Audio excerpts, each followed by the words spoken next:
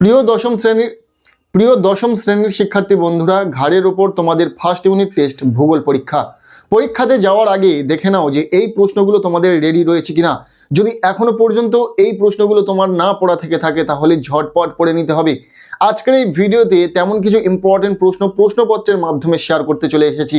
শুধু প্রশ্নপত্র নয়, উত্তর সহ সম্পূর্ণ প্রশ্নপত্রটি আমরা তোমাদের সামনে উপস্থাপন করব।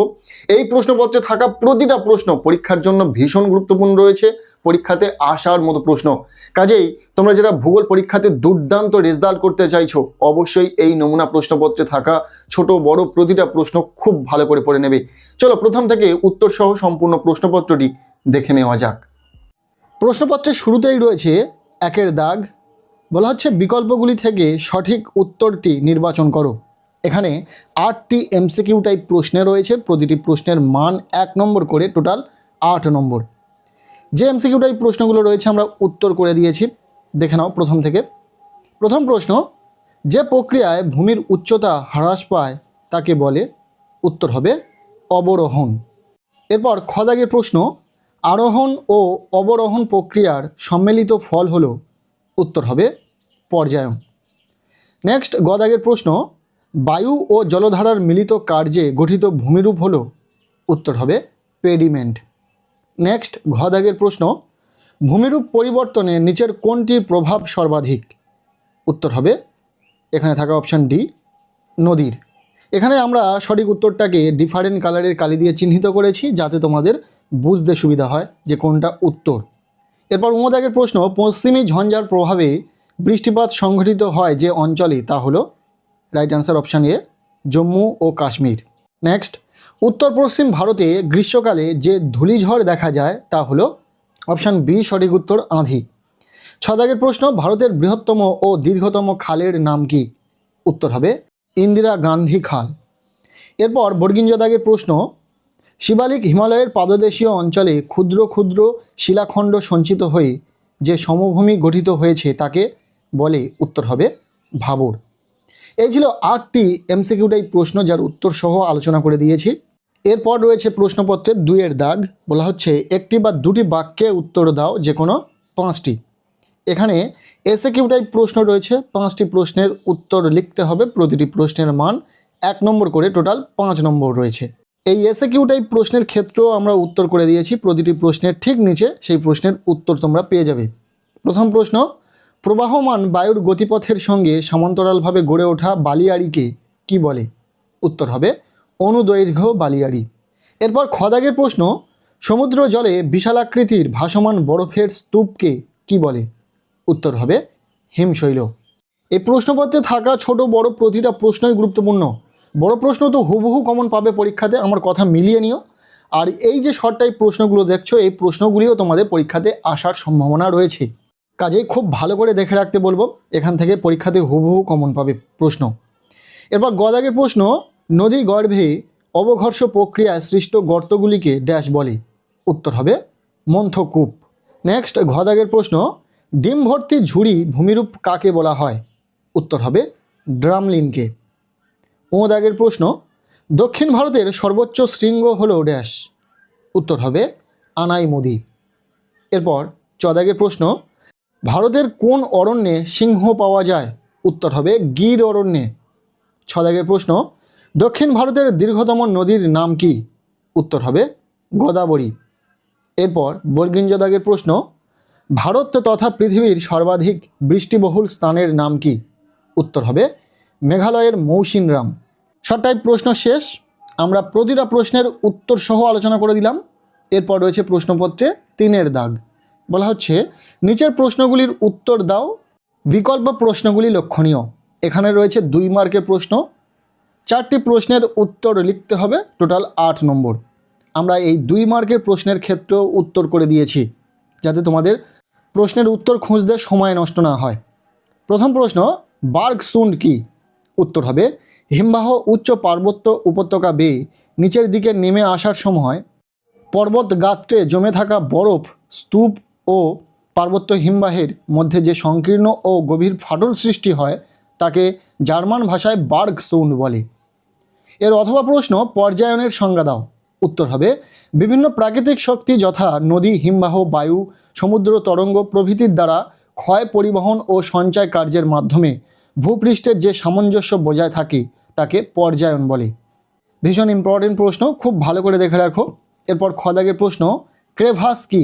উত্তর হবে প্রবাহ পথে হিমবাহের গায়ে সংকোচন ও প্রসারণের ফলে যে ফাটলের সৃষ্টি হয় তাকে ক্রেভাস বলে।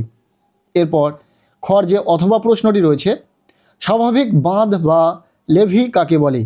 উত্তর হবে নদীর সমভূমি প্রবাহে বন্যার ফলে কোনো কোনো অঞ্চলের নদীর তীর বরাবর নুড়ি, বালি, কাদা প্রভৃতি জমা হয়ে উঁচু বাঁধের মতো সৃষ্টি হয় তাকে স্বাভাবিক বাঁধ বলে।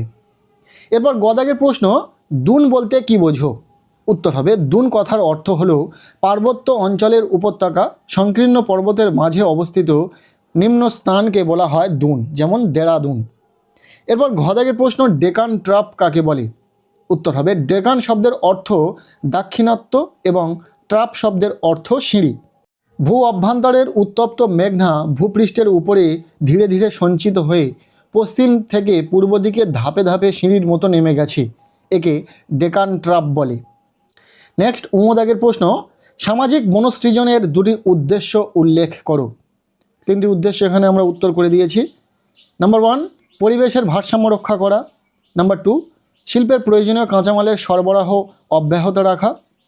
এবং নাম্বার 3, পতিত জমি পুনরুদ্ধার ও ভূমিক্ষয় রোধ করা।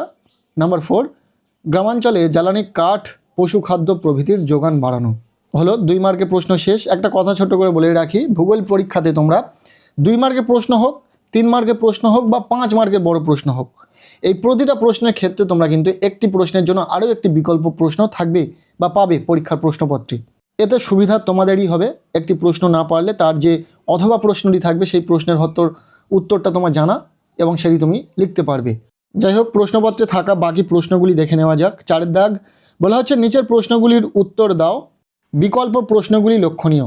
এখানে রয়েছে 3 মার্কের প্রশ্ন, 3টি প্রশ্নের উত্তর লিখতে হবে, টোটাল 9 নম্বর।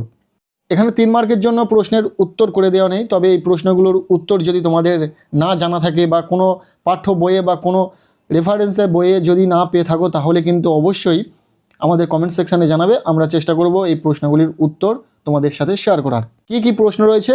ক দাগ বলা হচ্ছে অনুদৈর্ঘ্য ও বারখান বালিয়াড়ির মধ্যে 3টি পার্থক্য লেখো। অথবা প্রশ্ন, মরু অঞ্চলে বায়ুর কাজের প্রাধান্য দেখা যায় কেন? এরপর খ দাগের প্রশ্ন, রসে মোতানে ও ড্রামলিনের মধ্যে পার্থক্য লেখো। এরপর এর অথবা প্রশ্ন, গঙ্গা অ্যাকশন প্ল্যান কি? জল সংরক্ষণের গুরুত্ব ও পদ্ধতি সংক্ষেপে লেখো। এরপর গদাগের প্রশ্ন, সামাজিক বনসৃজন ও কৃষি বনসৃজনের মধ্যে পার্থক্য লেখো। এই যে 3 মার্কের প্রশ্নগুলি দেখছো তোমরা, এই প্রশ্নগুলি যে শুধু তোমাদের ফার্স্ট ইউনিট টেস্টের জন্য গুরুত্বপূর্ণ তা কিন্তু নয়। আমরা 2027 সালের মাধ্যমিক পরীক্ষাকে সামনে রেখে প্রশ্নগুলো তোমাদের জন্য নির্বাচন করেছি। এই প্রশ্নগুলো তোমাদের পড়া থাকলে ফার্স্ট ইউনিট টেস্টে তো তুমি কমন পাবেই, পাশাপাশি এই প্রশ্নগুলো তোমাদের 2027 সালের মাধ্যমিক ভূগোল পরীক্ষাতে আসতে চলেছে। কাজেই ভীষণ উপকৃত হবে যদি এই প্রশ্নগুলো তোমরা আগে থেকে পড়ে রাখো। এরপর 3 মার্কের জন্য এখানে যে অথবা দিয়ে শেষ প্রশ্নটি রয়েছে, ভারতের ক্রান্তীয় চিরহরিত উদ্ভিদ এবং ক্রান্তীয় পর্ণমোচী উদ্ভিদের বৈশিষ্ট্যের 3টি পার্থক্য উল্লেখ করো। 3 মার্কের জন্য এই প্রশ্নগুলি তোমরা খুব ভালো করে রেডি করো। নেক্সট আমরা চলে আসব 5 দাগ। প্রশ্নপত্রে 5 দাগে বলা হচ্ছে যে কোনো একটি প্রশ্নের উত্তর দাও। এখানে যে কোনো 2টি প্রশ্নের উত্তর দাও লেখা থাকবে, বিকল্পগুলি লক্ষণীয়।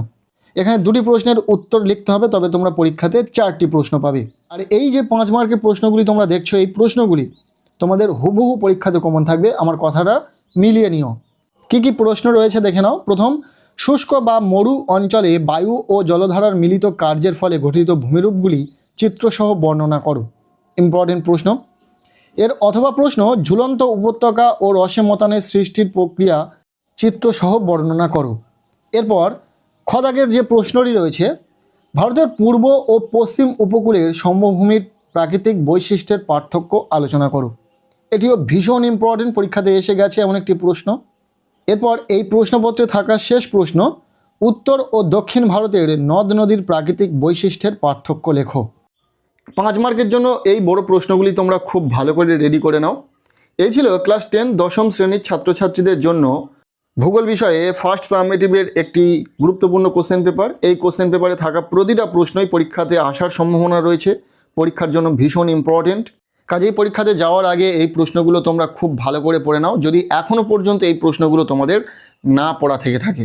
কেমন লাগলো আজকের এই ভিডিওটি অবশ্যই জানিও। ভিডিওটি ভালো লেগে থাকলে লাইক করে দাও, আমাদের এই চ্যানেলে নতুন হলে চ্যানেলটিকে সাবস্ক্রাইব করে রাখো, আর পারলে ভিডিওটি বন্ধুদের সাথে প্রচুর শেয়ার করে দাও। প্রত্যেকের ভূগোল পরীক্ষা খুব ভালো হোক, সবার জন্য শুভকামনা রইল।